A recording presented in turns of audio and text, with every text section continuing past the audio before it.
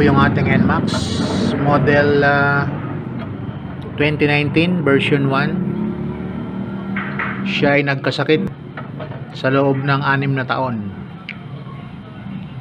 pero ang kanyang odo ay 21k lang. So first time na inaabot tayo sa biyahe galing Baler, Quezon.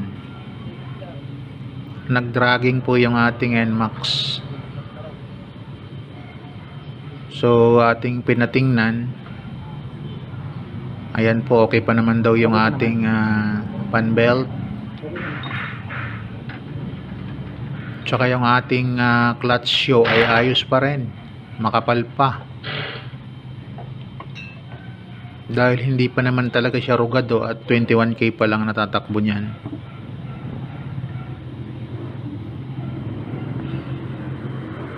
Yan daw pala ang isa sa dahilan kung bakit nagdadragging yung ating mga ganyang automatic ay marumi. So yun, ang isa lang niyang nakita doon ay luag na yung slider piece. Yung tatlong slider piece ay wang-wang-lu na. Wang-wang-lu. Wang-wang-lu-wang. Yun, kusa nang nahuhulog yung slider piece, pero hindi pa naman siya talaga, hindi naman yan dahilan kung bakit nagdragging. Ang dahilan lang talaga ay marumi, ayaw kumapit nung clutch show. Ano yung dahilan bakit siya nakakalkap? Okay. Madumi lang talaga. So sa ibang bagay ay maganda yung madulas, pero sa NMAX ay hindi po pwede ang madulas. Tweng tweng tweng, kasi hindi siya kakapit. Dapat kapit na kapit yung clutch show para umikot yung gulong. So yun, kaya ang hatol ni kuya ay linisan lang. Pang YouTube lang. So nagpaalam tayo, baka unang sira niya. 6 na taon na sira. Privacy Act.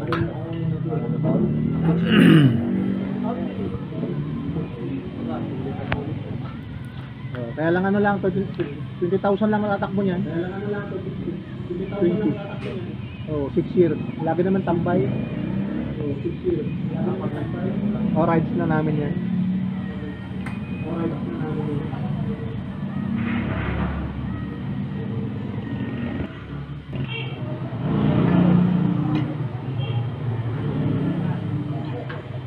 Kinatay na po at lilinisan na.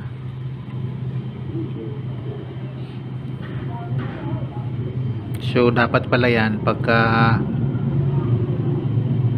naka 2 years na yung ating sasakyan ay laging linis na yung kanyang yung part na yan sa may clutch show, para hindi siya kumalat yung dumi, ay di yun magdadragging, hindi kakapit. So delikado sa biyahe, para wag nang abutin sa gitna ng biyahe, laging maglinis. Yun ang payo ni Brad, the mechanics. So yan ang ipapalit, slider piece, genuine High temp grease, Yamaha, pagpadulas. tsaka yung kanyang grease ay high temp grease. Ronstar, your motorcycle parts and services. O diba? Taytay Rizal, rock and roll. Bola yan. So yan na, Okay pa naman. degreaser ang kanyang gamit, medyo hindi matipid si Idol sa kanyang lilinis. Puslit lang ng puslit.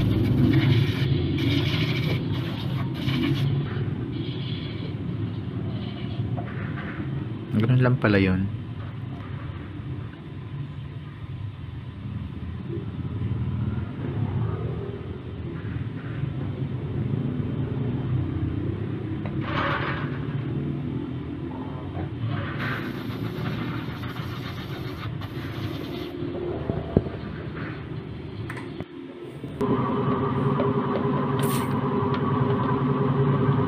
Tapos ay nagpaihi ng gasolina sa tangke. May DIY ano siya, pump para panghugas ng mga piyesa, you know, degreaser.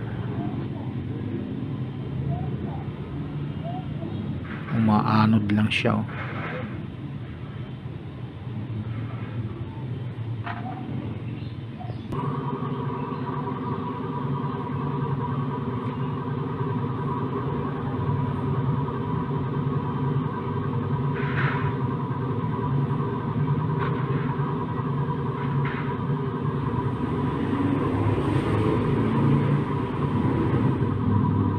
Nilalagyan pa ng grasa yung kanyang ano, kanyang axle bang tawag doon?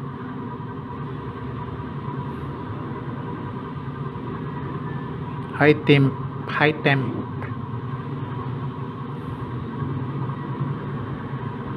grease.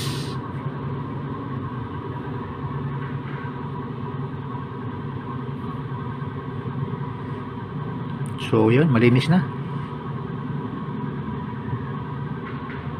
Very good na.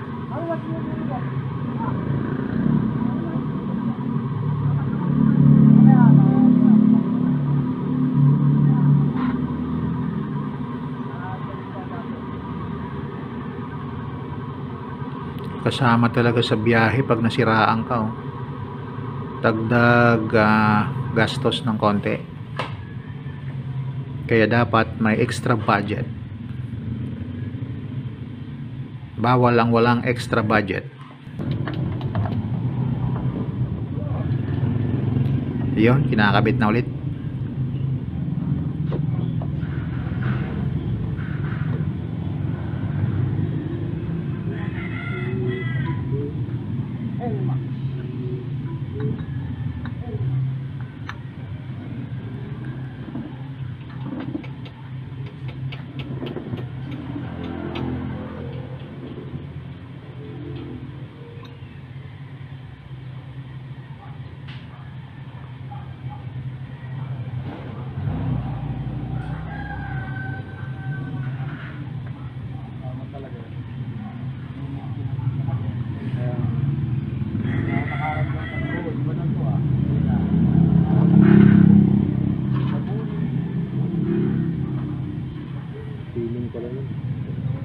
Yun, oh. Umiikot na siya, oh.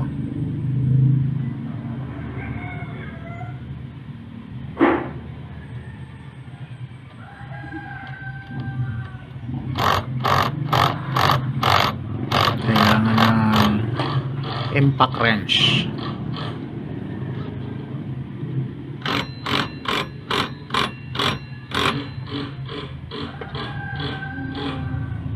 So yun, hindi mo na kailangan ng white tools pag impact wrench ang gamit mo.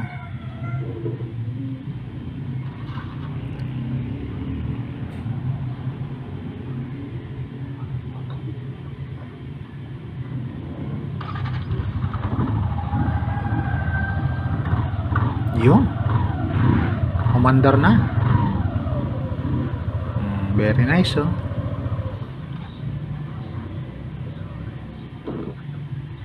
Ayos. So ayan, yun namang takipang babarasin ni Idol Mechanics. Andun yung dumi niya sa palibot, oh. Yan yung pumupunta dun sa clutch shoe para dumulas na hindi dapat.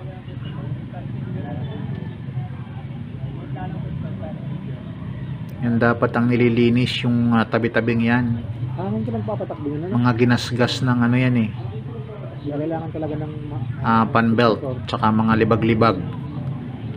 Nagsama-sama na. Kaya naging madulas na ano, dumi.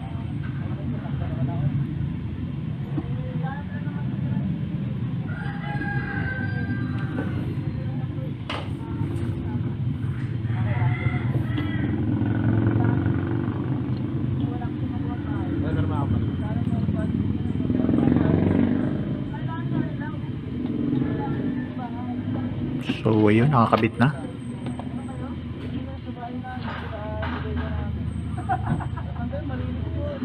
Final tornilyo na lang.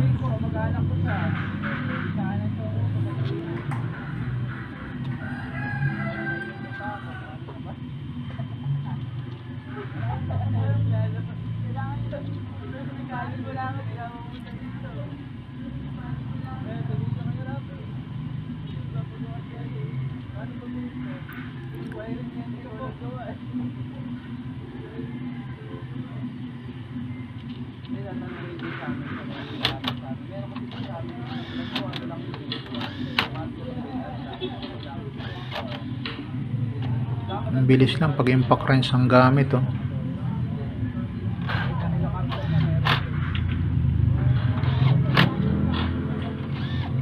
Isang pindot mo lang, sagad na yung ano, tornilyo.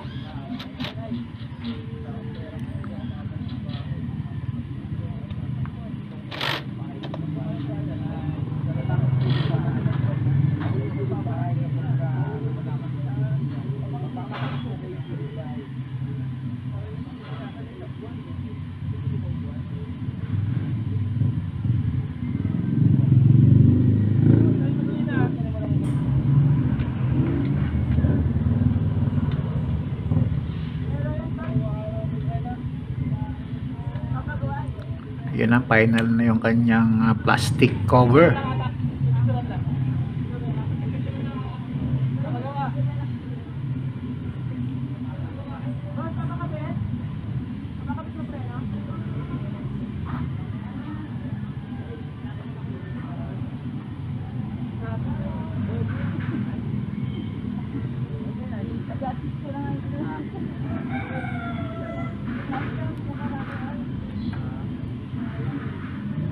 Tira ka ba ng gasolina ko? Tangina, bali ako makauwi, ha?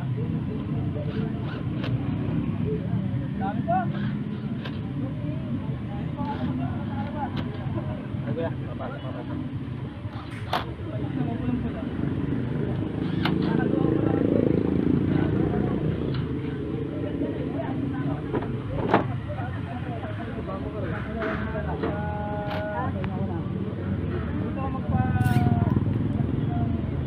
Nadami na ang customer nila, oh.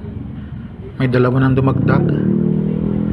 Yan yung mga 7:30 lang ng umaga. Sila ang unang magbukas dyan, alas 7. So ayan, testingin na ng ating idol mechanic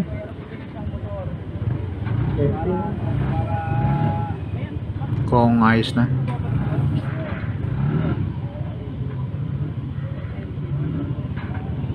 Sandali lang niyang ginawa, mga ano lang, 14 minutes.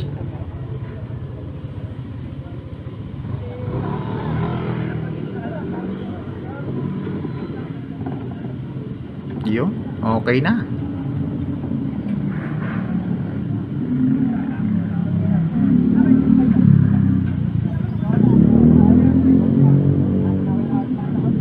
Alright, idol, salamat. At makakabiyahe na ng Quezon.